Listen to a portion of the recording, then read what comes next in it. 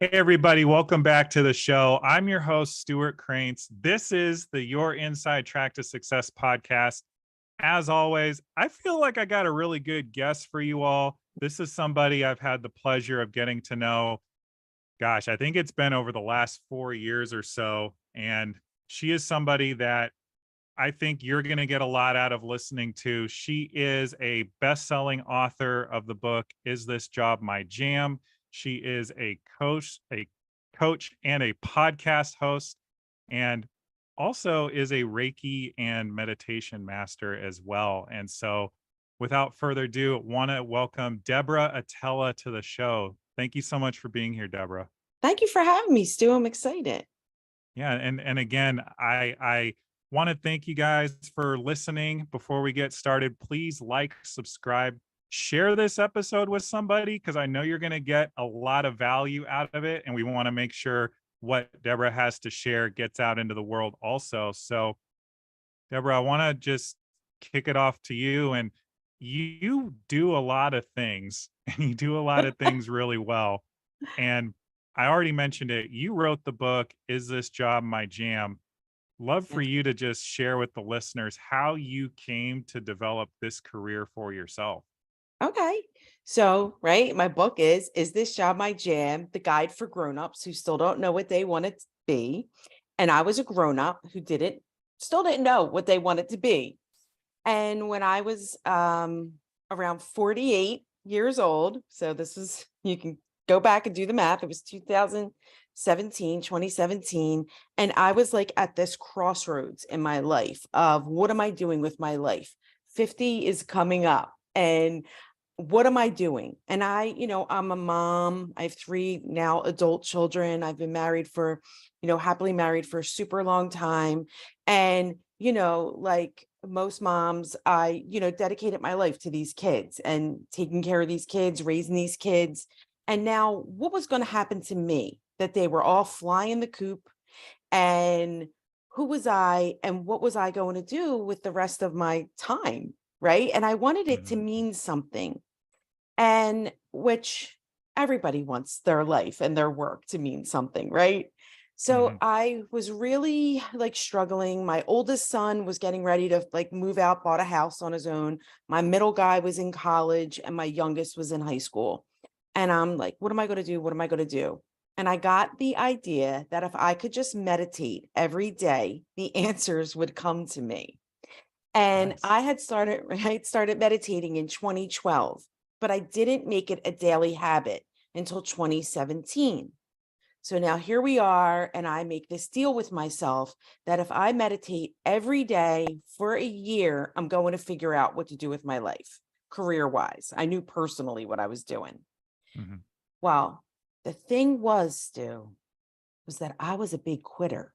And how was I not going to quit doing this, keeping this promise to myself of meditating every day for a year? I never stuck to anything, right? I would Mhm. quit everything. I would never keep a promise to myself. How was I going to do this? So I decided that I only had to do it for 1 minute a day. I could do anything for a minute a day, right? Just 1 minute. And if it turned into more minutes every day, that was great, but it didn't have to. So I set out on this journey and I put the free app Insight Timer on my phone to keep track of my meditations. Every 10 days, you hit a milestone and they give you a little star. And I have to say, some days I was just living to get that star, to give me that little bump, right? To keep me going. So I set out on this journey of meditating every day, and I formulated this little morning routine, and incredible things started to happen. People started to literally like fall into my lap. Ideas started to come. But also, what started to happen was, if you're someone who's never like spent time in silence with themselves, it can be shocking that things that you thought you worked out years ago come back up. And things that I thought that I dealt with like years ago in therapy or just in my life started to bubble up. And I was like, oh, what am I going to do with this? Why is this all resurfacing? So then I started to go and get coaching and Mhm. receive energy work regularly. And little by little, things started to like fall in place. And I didn't know about coaching really before this. And I started to learn about it. And then I was like, oh, I could do that. I could so do that. So I started to practice. And then I was like, okay, and I was working full time for somebody else at the time. And I was like, okay, let me invest in myself. And I went and I got a coaching certification, took classes, got certified. And now I started to really test the waters. And at first I would like trade services with people like, oh, you do this, I do this, let me coach you, you give me this, back and forth, little things like that, until I was able to build up some clients and see, okay, I am good at this, I can do this. And eventually it led to me leaving my job and, working in my business full time. And then that led to me writing the book. I love it. I love it. And I think what I love about your story is that there's a lot of twisting and turning and weaving and a lot of self-discovery in getting to where you are now, which is somebody who shows up powerfully in the world as a coach and has developed skill sets that you're able to not only serve people but also make a living doing. And Yes. I'm curious for people that might be listening who know that there's just something bigger or better for them that isn't their current career. What Mhm. would you suggest that they do to begin that process of self-discovery? So I would say, first of all, get really real with yourself, right? And we think that a lot of people think that what other people think they should do is for them, right? Or they see Mm, somebody else doing something and it looks great and they're like, I'm going to do that. I would be good at that. You have to really take a second to step back and look at, what's going on in your life. What kind of time do you have? And how much time are you willing to devote, right, to mhm. this process, this journey? And, in the book, I write about my INCH method. And, INCH is an acronym and the I stands for identify.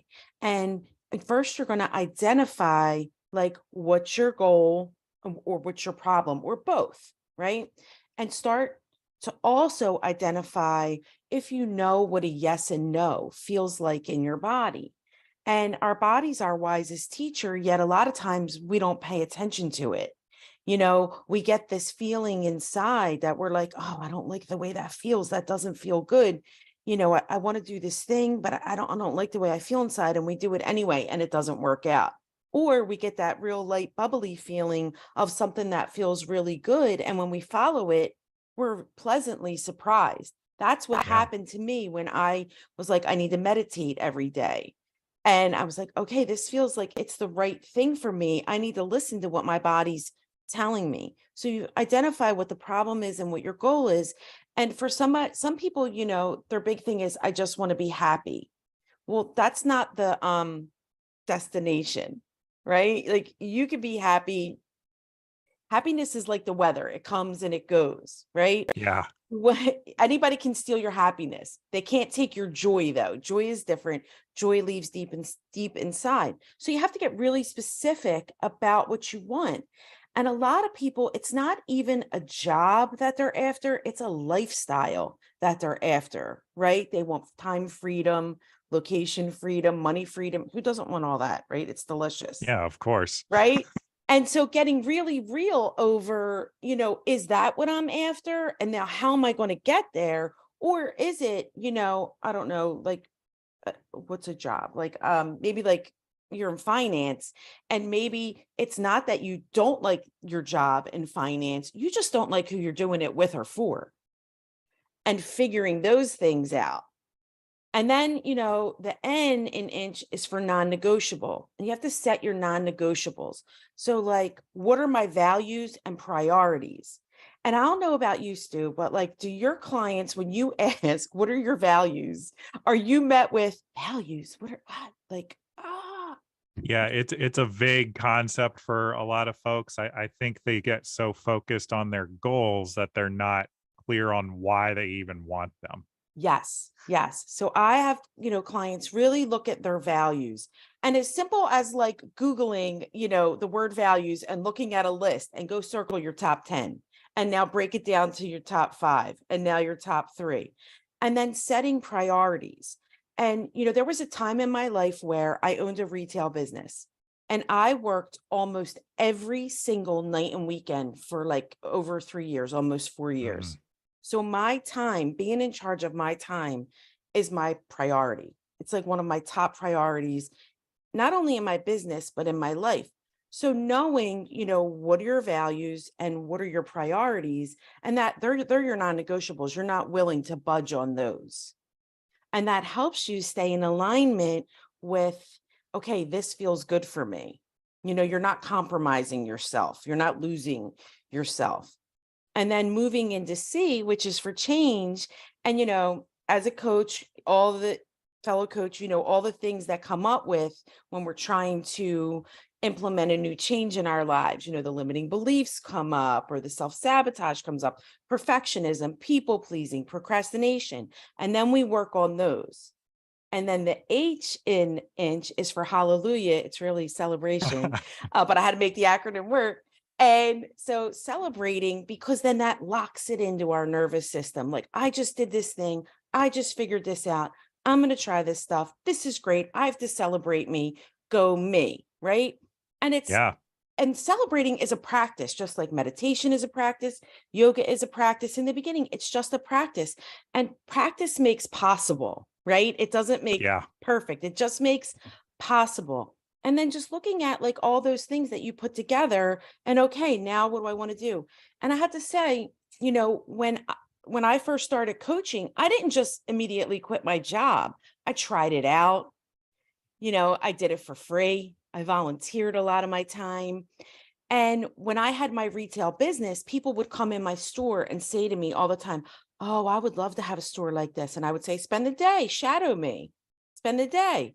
And people, barely anyone ever took me up on it. But I recommend like really looking into, if there's something that people feel like they really want to do, explore that before you go and make a huge financial commitment or you Yeah. leave guaranteed money. you know like Yeah. interview people, ask people to coffee, ask people to a Zoom meeting, shadow someone if you can, volunteer your time. Don't just quit. Really make sure that it's going to be worth it for you. And I'll say one other thing is that everybody gets so caught up in that, they want everything to be their job, right? Yeah. Sometimes we just need to do things because they're enjoyable, not because we're making money from them. So that begs a question, because this actually comes up a lot with a lot Hmm. of the folks that I coach. Hypothetically, you have a hobby, let's say it's Hmm. sculpting or, songwriting. I feel like in our society there is that pressure to Yes. have a side hustle, or at least to monetize whatever it is that we're doing. What are your thoughts on hobbies, and how do you create that mindset shift to just creating the joy of the hobby itself?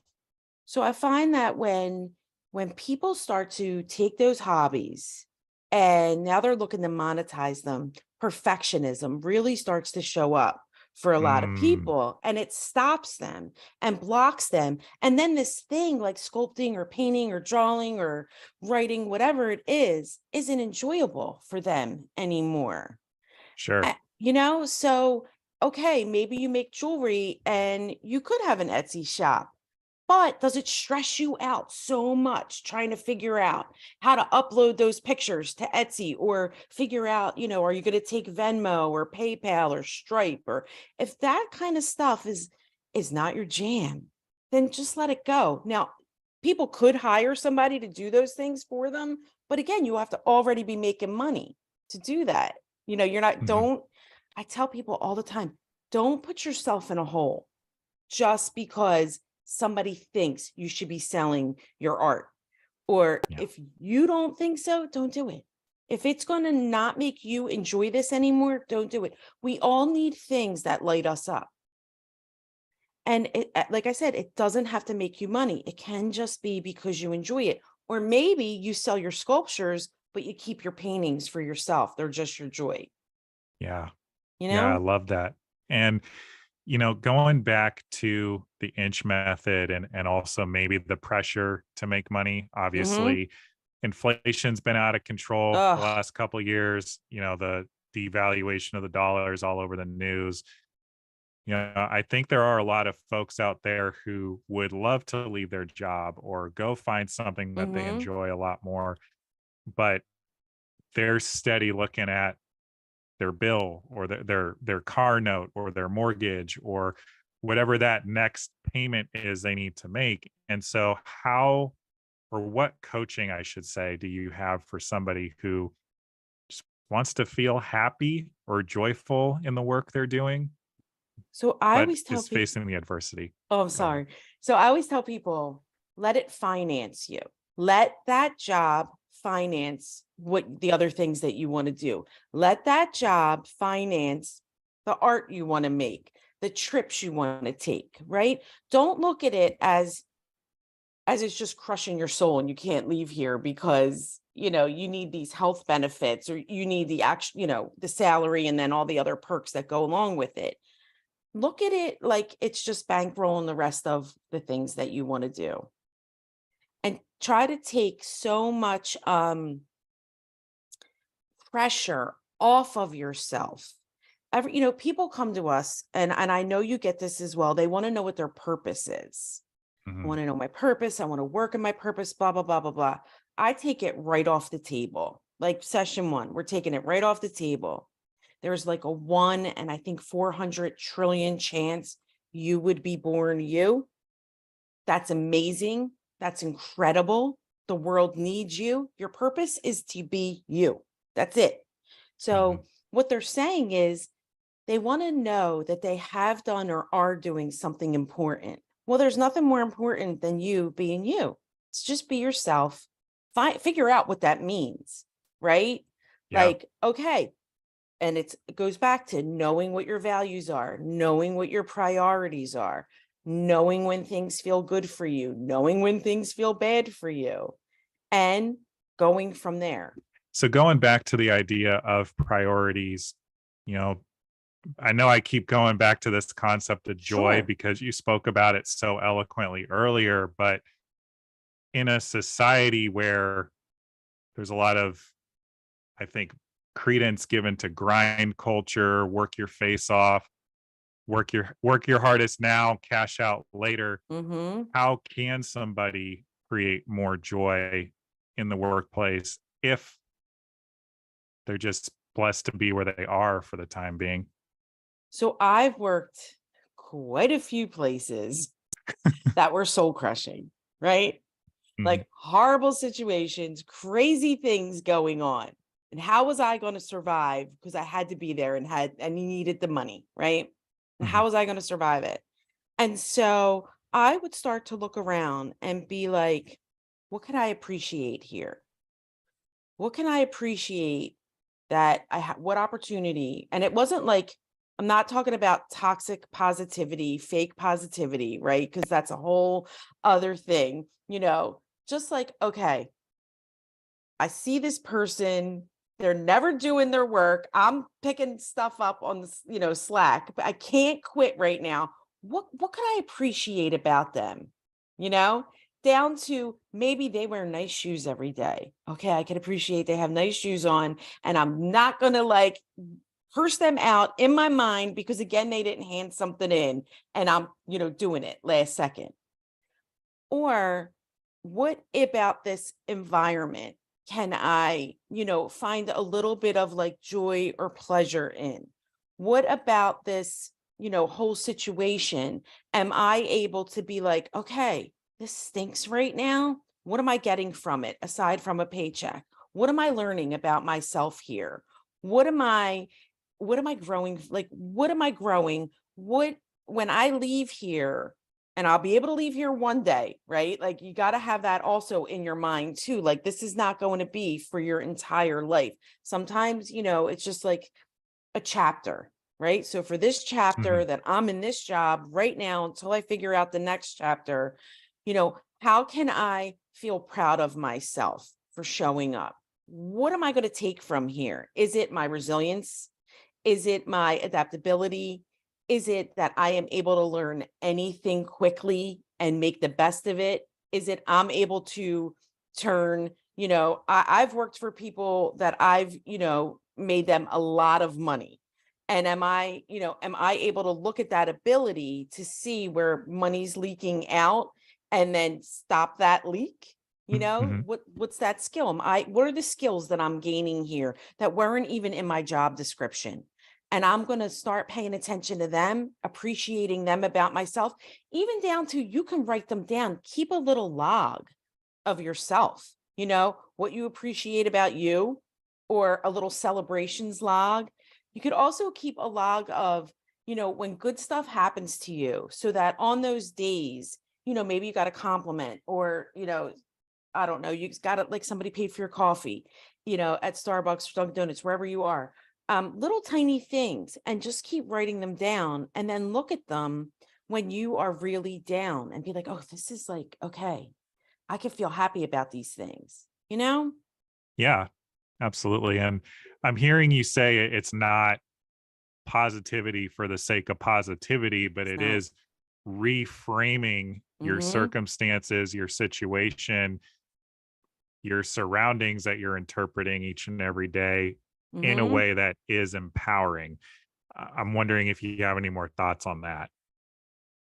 Yes, I really look at it like it's self-care, right? Like it's Yeah. how am I have to be here. I can't leave. I can't just quit. I got to pay these bills. And how am I going to survive this? How am I going to take care of myself enough that I can get through this? And I just look at it like it's self-care.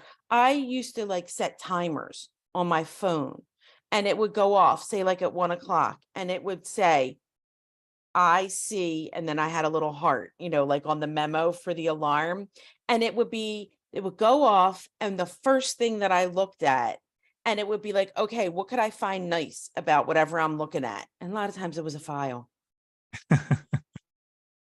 or whatever it was that my eyes landed on. What could I appreciate, whatever that thing is that I'm looking at? What positive thing can I find about it?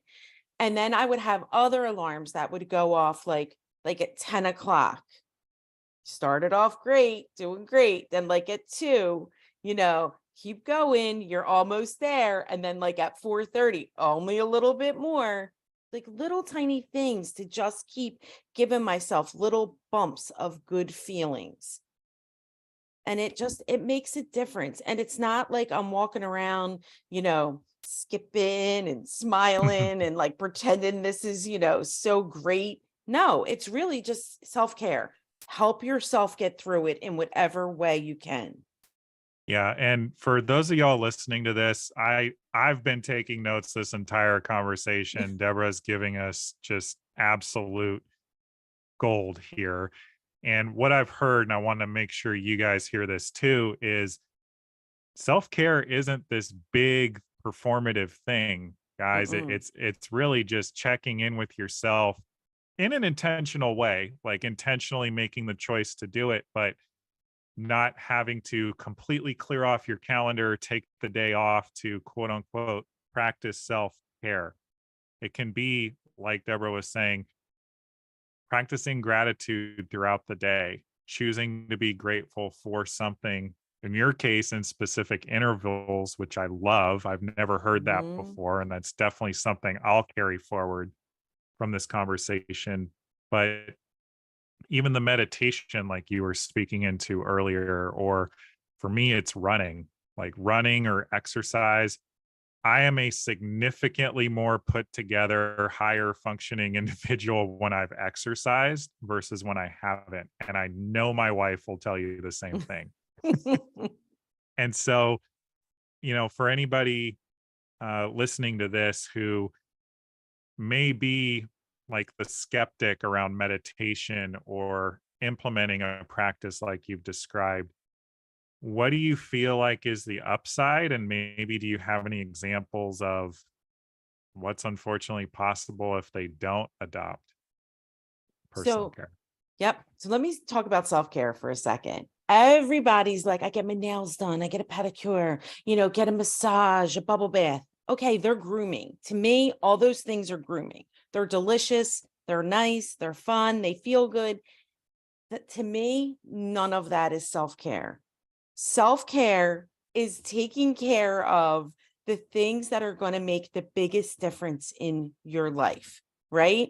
Taking care of that mental health, taking care of your physical health, not worrying about so much about like, oh, if I only could, when I wear like, if I carry this bag or I wear this, that's self-care. No. Like I said, when I made that deal with myself to meditate every day for 1 minute, I didn't even know it back then, but that was self-care with the mic. That was self-care. And what it did was it showed me that I had value in my own life. I wasn't valuing myself. And I kept that promise to myself, and it increased my confidence. When I looked back at the end of that year, right? And I was like, oh my God, I really can do anything. I set my mind to it and I did it. And, my husband's my biggest cheerleader, and he'll be like, that you literally could do anything. If I came home from work one day and you were like, listen, I'm a doctor now and I do surgery. I went to medical school. You didn't know. He's like, you could do anything. Because I would never be surprised if told me you have this new skill or, you were starting any kind of business. I know that you could do it. And so luckily for me, I have such great support. Not everybody has that. And that's when self-care really, really, really has to come in. You really have to, appreciate these things about yourself. You have to take time to figure out, like I said, what is a priority in your life? And you better be that number one priority. And it doesn't mean, if you're a parent that you're not going to take care of your kids, or if, you're in a relationship, it doesn't mean you're not going to, be there for your partner. But what it does mean is everybody can wait 1 minute while you take a deep breath. Everybody, Yeah. they can, Yeah. I have a morning routine, and for years, I teach and I have taught morning routines. And I tell people, you don't have to get up at 5 o'clock. You don't want to get up at 5 o'clock? Get up 5 minutes earlier. That's all. Make your bed. Control something. The second you get up, you have an instant win. There's memes all over social media that are like, I'm allowed to put whatever I want on a to-do list. I put wake up on it or drink coffee on it. It's true though. Put something on there and give yourself a win to celebrate yourself. And it helps build your confidence. And building your confidence is self-care. Yeah. It Yeah, is. guys. And did an entire episode on this earlier. We build self-confidence by keeping our promises to ourselves, Yep. but only if we acknowledge ourselves for what we have accomplished, which is why I love Deborah's I.N.C.H method, the H for hallelujah. Like, Mhm. she gets it, y'all. Just same exact concept, just packaged a little bit differently. My brain doesn't do acronyms super well, so if you're listening to this and the I.N.C.H method made that pop for you, that's why I wanted to have her on the show. And here's something that came up for me recently on a coaching conversation. Again, build self-confidence, keeping your promises to yourselves. Really, this is a hill I'm willing to die on, but you need to acknowledge yourself. Otherwise, I find that we get addicted to the doing You and the achieving. Yep. Go ahead. Yeah. And And I write about it in the book too. What happens is you get stuck in a loop. You get stuck in a task loop. There's no beginning, there's no end. You go from one thing to the next. And I use this picture like jumbled up Christmas lights. If you celebrate Christmas and you decorate a tree and those lights, you put them away, you just pull them off the tree and they're in a giant ball and you look at them when you go to take them back out. There's no beginning and there's no end. You're like, how am I going to unknot these? That's what you're doing to yourself if you don't stop and acknowledge your wins, your successes. And so there's no beginning and end. You just go from thing to thing to thing and you get burned out. You get burned out so quickly. So you need to take those, literally, you could pat yourself on the back. You can high five yourself in the mirror. Mel Robbins wrote a whole book about high fiving yourself in the mirror. It's incredible. Like, that's celebrating yourself, and celebrating yourself is self-care, and it doesn't have to cost a dime. I love that. And I've actually never thought of it that way. So I want to just acknowledge you for a moment for teaching me something on my own show. I'm absolutely taking that piece forward, that self-acknowledgement is self-care, y'all. You heard it here first. And one more component to the self-acknowledgement I'd love to get your opinion on is I have found over time that the repetitive act of self-acknowledgement, celebrating the wins, no matter how small, is actually how we shift not only our perception of ourselves and the world around us, but also our identities. And I'd love to hear your thoughts on that. I so agree with you. So I've always been a happy person, but I have not always appeared to be a happy person. I have, Okay. I have like a lot of, I'm very joyful, I but I would experience be you as such. Yes. right. But a lot of my I've had a lot of trauma in my life, a lot of crazy things. And so I would not show how like joyful I really was. Okay. Mhm. And it was kind of like a secret almost, like this silly secret that I had, that I knew how I felt, and it wasn't outward. And the more that I practice that, keeping my promises to myself, showing up for myself, celebrating myself, it couldn't help but come out and change the way that I was presenting in the Mhm. world. If that Does that make sense? Like Oh, you it could makes a ton of see sense. how, joyful I am. You could see like light in me that I kept really hidden. Not that I was mean or grouchy out in the world. I just wasn't lit up as much. Yeah. And one day, my daughter said to me, maybe it was like, somewhere along that first year, she's like, Mom, you seem so much happier. And I was like, you're right. I do. Comes a part of your personality. It really does. And I would say it's probably been there and it's just been undercover or hidden. You forgot about it. People forget about things about themselves. That reminds me of, here's a quick anecdote. When I was 20 years old, I was an RA, resident assistant in college. I went to University of Oregon, and I will never forget being there for move-in day for my students, my residents who were moving into the dorm, and one of their moms coming up to me, introducing herself, clearly, wanted to make sure their kid was in good hands. And again, 20 years old, she looks me dead in the eye and says, "Yeah, so are you like 30 or something?" And it's just because how I was showing up in the world, I had a very like heavy energy, kind of like Mhm. a dour expression on on my face a lot of the time.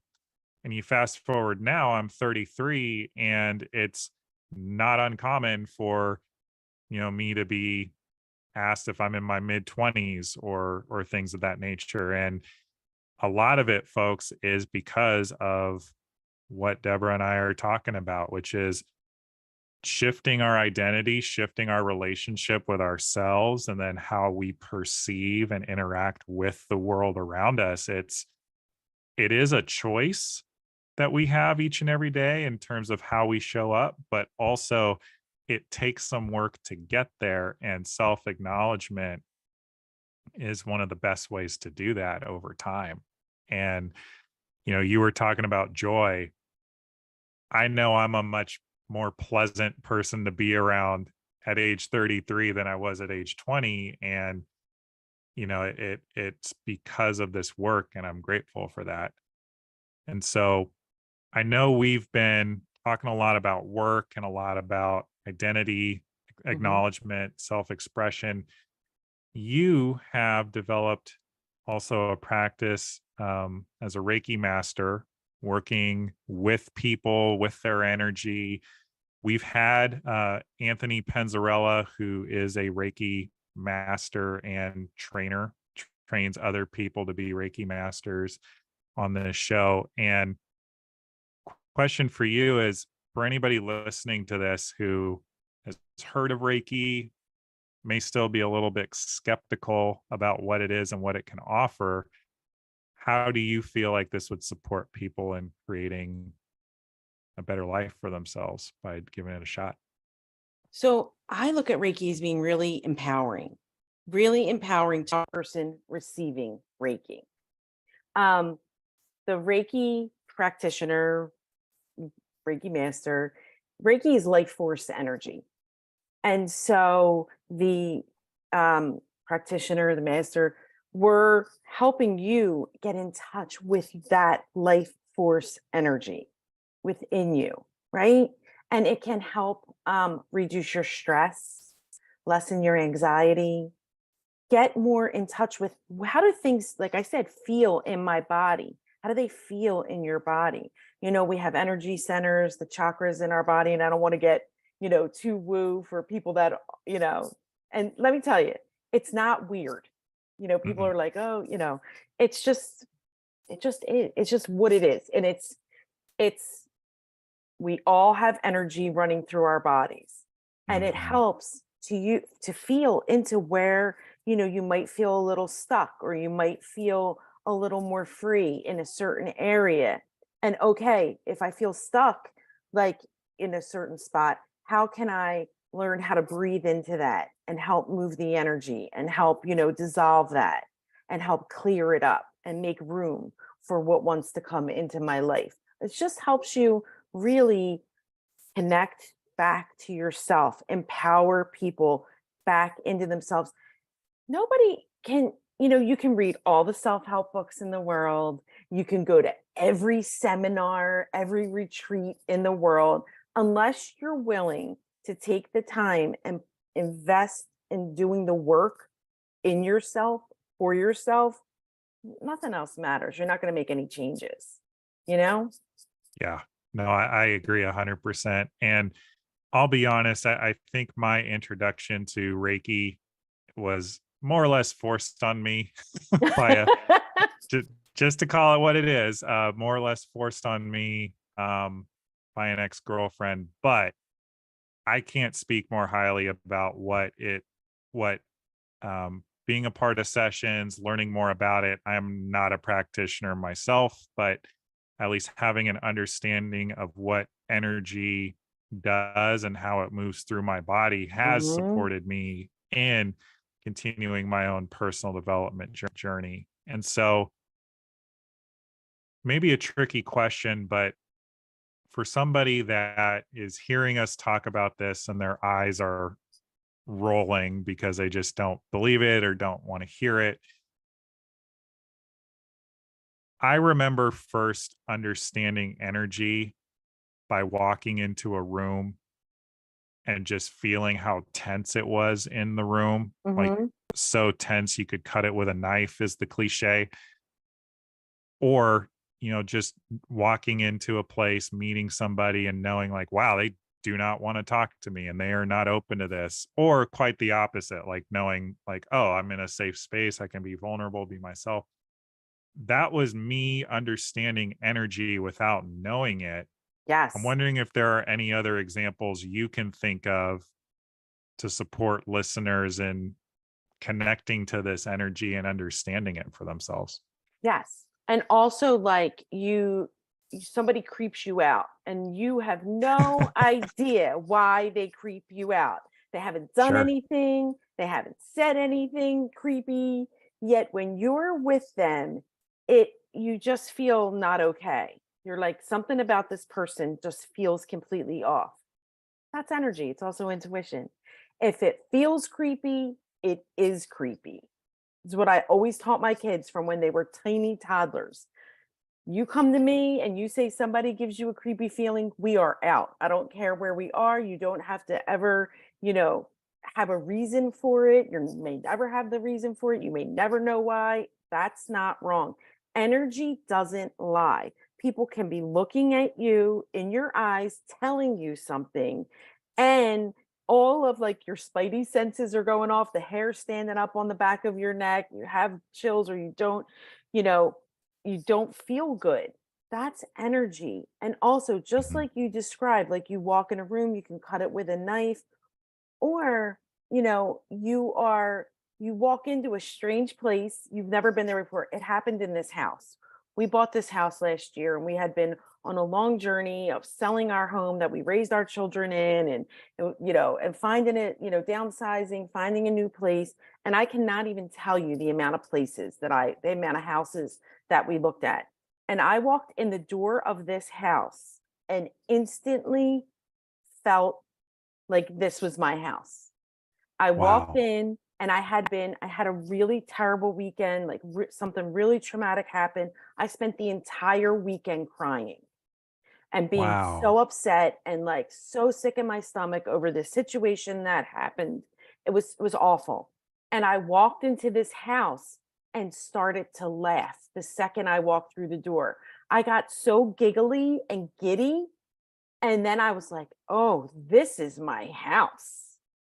I know it. This is the one." So you get these feelings, right? It's all energy. Like, and anybody that comes into this house to visit us is like, "It feels so good in here." I'm like, "I know, right? Mhm. It feels so So good in here." so I had a similar experience where I met my wife, my now wife, volunteer coaching for a program that, because of the pandemic, had gone entirely online.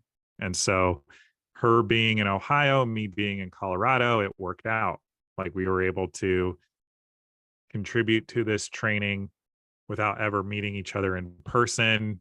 Effectively, we started dating, just sitting on Zoom calls for hours on end, getting to know one another. And it wasn't until I came to Ohio for what was at the time going to be a 2-week visit that I got off the plane, come down the escalator at the Columbus airport, see her waiting for me in the baggage claim, and everything in my body knew that this is the person I was going to marry. And I hadn't even so much as given her a hug yet. Right. Mhm. And, and to be honest, it absolutely startled me in the moment, and I started getting in my head about it, making myself wrong. But, for anybody listening, I'm certain that you've probably had experiences like this yourself. And listening to you talk, I also think that this is why a lot of people love concerts, love sporting events. It's Yes. the energy, the huge spikes Yes. in communal energy that you can experience. And I'm just curious, for anybody that wants to begin, a journey of healing or at least self-exploration with energy work, whether it's Reiki or another modality, how would you can recommend they get started? So you can find a Reiki practitioner there's online or in your area. You can go online and look up in your area. So, Reiki's done in person, or you could do Reiki virtually. I see a lot of my clients on Zoom. That's how we do it. But I would say, start to pay attention to when you start to hear about different things. Like if you hear about Reiki, how do you feel inside? Are you instantly like, "Ugh," or are you like, I'm curious. That sounds like, something I might be interested in. Start to pay attention to those things. And then, start to just explore in your area. And a lot of yoga studios, a lot of yogis are, they also are energy workers as well. Mhm. Start there. um, there's just it's all over. And I guarantee if you talk to somebody or if you go to a meditation class, like, a lot of yoga studios will also have meditation classes, a lot of exercise studios will have it as well. Somebody who teaches, yoga or meditation, they'll be able to guide you to find, a practitioner in your area, or also you can find them online. And, I just want to circle back to meditation really quick. Yep. And, people will come to me and they're like, I want to meditate, but I can't meditate. And I say the only way to fail at meditation is to not meditate. There are Mm, so many different ways to meditate that there's something for everyone. And for those people who, think I can't shut my brain off, I can't sit still, I can't be quiet, our brains, that's their job is to think, you're never going to be the Buddha. Like let go of that. You're never going to be like sitting under that Bodhi tree in like perfect lotus. Like stop it. Like, what could you do that would give you a little sense of relief or a little tiny bit of peace? And just like happiness is a choice, peace of mind is also a choice of, okay, what can I let go of? What do I want to hold on to? What is it worth to me? Right? yeah. To keep not feeling peace within myself. And so a thing that I do with people all the time is I have them just touch their fingertips to their thumb, each fingertip to their thumb. And I'll have them repeat things like peace is in me. So like peace is your pointer finger and your thumb is your middle finger and your thumb in your ring finger and your thumb, me is your pinky finger and your thumb. And you could say whatever you want. Calm is in me, whatever it is, success is in me, patience is in me. And I do it a lot when I am in Costco because I get stressed out in Costco. And I'll be tapping on the shopping cart. Peace is in me as people are trying to run me over to get an almond, sample. I'm really glad I'm not the only one that gets stressed out in Costco. I get so stressed out. I'm like, stop it. You could get the sample. You don't have to run me over for it. Just wait a second. And so I'm always, if you were to ever see me in Costco, just know I am calming myself down by tapping on my shopping cart. Peace is in me or calm is in me. And you could do that anywhere. You don't have to just like touch your fingertips, to your thumb. You could tap it on a steering wheel, eyes open, tap it on a shopping cart. Like I said, you could have your hand in your pocket, you're tapping it on your leg. It's just, that's a meditation. A deep breath is a meditation. Anything that Yeah, brings you into the present moment, meditation. I love that. I Mhm. love that. And Deborah, this has been an absolutely incredible episode. Like, I've gotten a lot of personal nuggets and ahas just from our conversation. So I know the listeners have as well. And we haven't even mentioned that you have your own podcast, the Atella Like It Is podcast. And maybe just real quick, in the interest of time, but where can they not only hear more of you, but how can they connect with you as well? Yes. So A Tell Like It Is, season one is out. I'm working on season two. And I have taken it just a little tiny bit. So I really am focusing on creativity and all the different forms of creativity. Creativity is not just, music or art, it can come down to we're creating every day, all day. You create a vibe, you create a meal, you're creating a relationship. What are you creating? It doesn't just, we're not just drawing or writing, it's all the different ways that creativity comes into our lives. And so my conversations with people are, okay, what have you created in your life? Tell us the true story about it. So tell it like it is, play on my name, but tell us the real story. I don't want to Mhm. hear, people started, I can't stand it. And I know you can't either.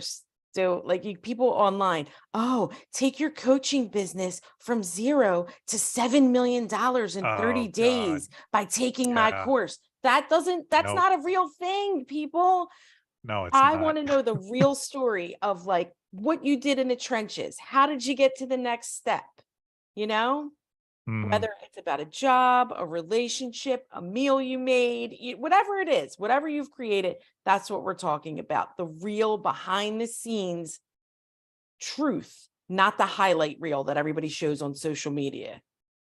Yeah. No, I love that. And folks, if you have seen any of these ads on YouTube or Instagram or any social media website promising you super fast results with a minimum of effort, please just look the other way, because if you were to achieve those types of results, there's usually a lot of strings attached, A and lot. it's not necessarily impossible, but highly unlikely.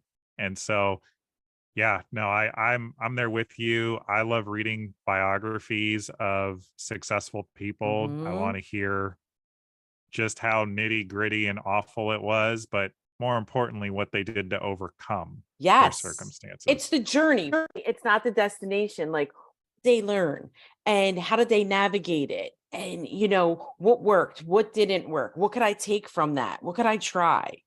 Right? Yeah, Yeah. absolutely. And so, folks, we're going to make sure we have a link to Deborah's show, the Atella Like It Is podcast, so that you can click over there, show her some love, learn some more from her, because very clearly she has a lot to share. And where can folks connect with you, whether it's about Reiki or your coaching services? So I'm on Instagram at Deborah Atella. And then my website is deborah.atella.com. And they could, hop on my mailing list on there. Absolutely. And we'll make sure that those are all linked as well, so you can click over. And if you got any value from today's episode, ladies and gentlemen, please be sure to like this episode, share it with a friend. I absolutely refuse to believe you didn't get something from Deborah today if you've listened this far. And please also leave a review. It continues to make the show more relevant in search, so people can find information like this and begin applying it to their own lives. And I can't thank you enough for being on the show. And Deborah, I just have one final question that I do ask all of my guests. What are you acknowledging yourself for today? Showing up. I I'm love that. acknowledging myself for showing up. I made a mistake in scheduling and, and I showed up for everything. I love that. And guys, sometimes half of the battle is showing up. And, we thank you, Deborah, for showing up today, because this was amazing. I'm taking a lot of the nuggets forward, as I've said, and, we'll definitely have to have you on again in the future. Oh, I appreciate it so much. Thank you. Of course.